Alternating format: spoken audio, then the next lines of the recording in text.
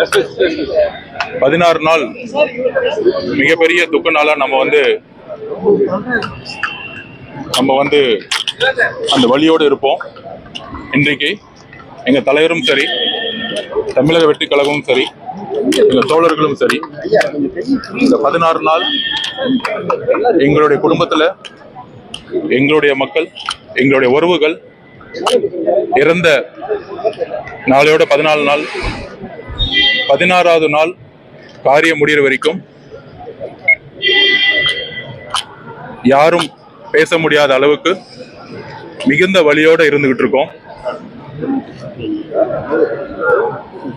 இதுல எங்களுடைய நியாயங்களை சொல்றதுக்கோ இல்ல எங்க மேல இருக்க அவதூறுகளை சொல்லும் போது அதுக்கு பதில் சொல்றதுக்கோ